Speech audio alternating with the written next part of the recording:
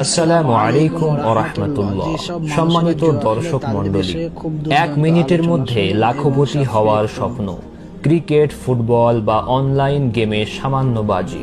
ভাবছেন সামান্য ঝুঁকি, হয়তো জিতে যাবেন, কিন্তু আপনি কি জানেন এই সামান্য ঝুঁকি আপনাকে কেবল অর্থনৈতিকভাবে নয়, বরং আধ্যাত্মিকভাবেও এক ভয়ঙ্কর সর্বনাশের দিকে টেনে নিয়ে যাচ্ছে।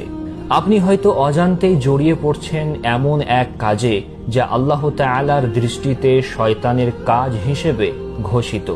আজ আমরা জানব জুয়া খেলা বা বেটিং সম্পর্কে কোরআন ও হাদিসের কঠোর বার্তা কি, যা জানার পর প্রত্যেক ঈমানদার ব্যক্তি আঁতকে উঠবেন। আল্লাহ সুবহানাহু ওয়া তাআলা তার পবিত্র কোরআনুল কারীমে জুয়াকে স্পষ্টভাবে নিষিদ্ধ করেছেন এবং এর ভয়াবহতা তুলে ধরেছেন। জুয়াকে আরবিতে বলা হয় মাইসির। এর অর্থ হলো এমন কোনো খেলা বা প্রতিযোগিতা যেখানে অংশগ্রহণকারীরা অর্থ বা মূল্যবান বস্তু বাজি ধরে এবং ভাগ্যের উপর নির্ভর করে কেউ লাভবান হয় আর কেউ ক্ষতিগ্রস্ত হয়। শুনুন আল্লাহ তাআলার স্পষ্ট ঘোষণা। সূরা মাইদার 90 ও 91 নম্বর আয়াতে বলা হয়েছে, আল্লাহ তাআলা কোরআনুল কারীমে স্পষ্ট বলেছেন, হে মুমিনগণ, নিশ্চয় মদ, জুয়া, প্রতিমার বেদী ও ভাগ্য নির্ণায়ক স্বর ঘৃণ্য বস্তু, শয়তানের কাজ। সুতরাং তোমরা তা বর্জন করো, তাহলেই তোমরা সফল কাম হবে। লক্ষ্য করুন, আল্লাহ তাআলা জুয়াকে মদ এবং মূর্তি পূজার বেদীর পাশে রেখে একে শয়তানের কাজ বলে ঘোষণা করেছেন।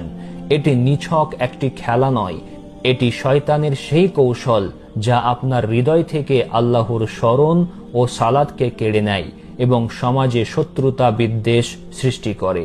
রাসূল সাল্লাল্লাহু আলাইহি ওয়াসাল্লাম এই পাপের বিরুদ্ধে আরো কঠোর সতর্কবাণী দিয়েছেন।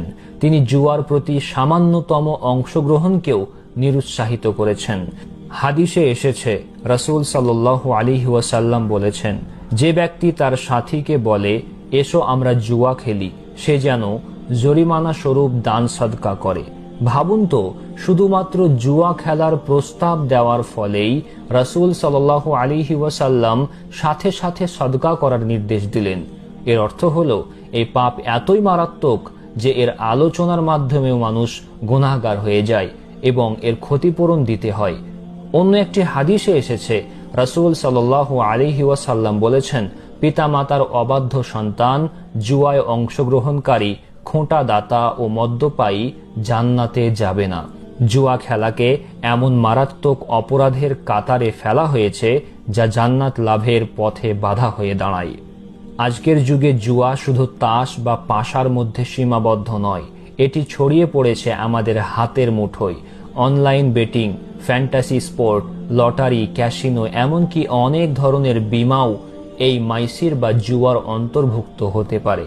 ফলাফল সম্পদের বিনাশ, বিনা পরিশ্রমে অন্যের সম্পদ গ্রাস করা, পারিবারিক অশান্তি, ঋণগ্রস্ত হওয়া, পরিবারে কলহ সৃষ্টি হওয়া, মানসিক অস্থিরতা, লাভের আশা এবং হারানোর ভয় থেকে মানসিক চাপ ও নেশাগ্রস্ততা, ইবাদত থেকে বিমুখতা, শয়তানের ফাঁদে পড়ে নামাজ ও আল্লাহর স্মরণ থেকে দূরে সরে যাওয়া। যদি আপনি বা আপনার পরিচিত কেউ এই সর্বনাশ জুয়ার জালে জড়িয়ে গিয়ে থাকেন, তবে নিরাশ হবেন না, তওবার দরজা এখনো খোলা আছে।